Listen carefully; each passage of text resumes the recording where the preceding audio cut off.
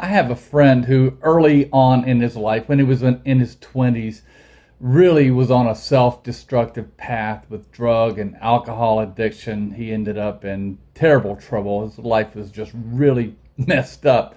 And after going through some rehabilitation, going through some mental health treatment, he ended up just kind of on his own and went to an AA meeting.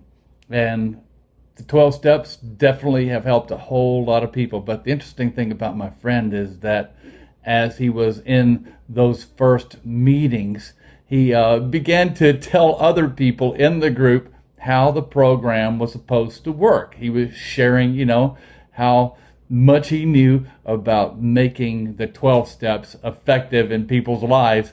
And after a little while, one older guy who had been in recovery for years by that point, had finally heard enough and stood up and pointed at him and said, "Young man, it's your best thinking that got you here." In other words, my friend's best thinking was what ended up in a mess for his life.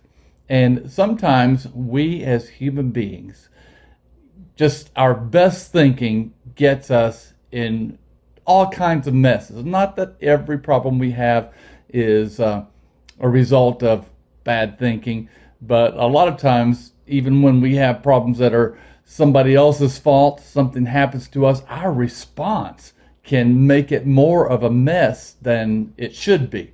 So I think Paul's warning to the Corinthian church is very much in order for these kinds of situations. 1 Corinthians chapter 3, verse 18, Paul says, "Do not deceive yourselves. If any of you think you are wise by the standards of this age, you should become fools so that you may become wise." In other words, when we just operate by our best thinking as human beings, it's kind of foolish when you compare it with the wisdom of God.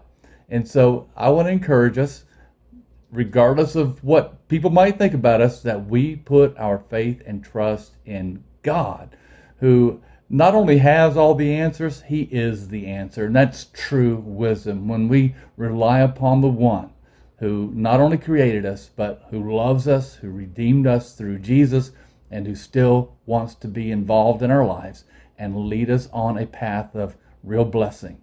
God bless you as you pursue godly wisdom. I trust this word has been a source of strength and comfort.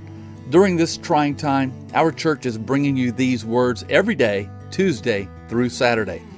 Also, you can join us online for interactive live stream services throughout the day and evening on Sundays starting at 9 a.m. and then on Monday at 7 p.m. You can find the links to all the online resources to stay connected as God's family at getvictory.net. Until next time, let's stay in God's presence and peace.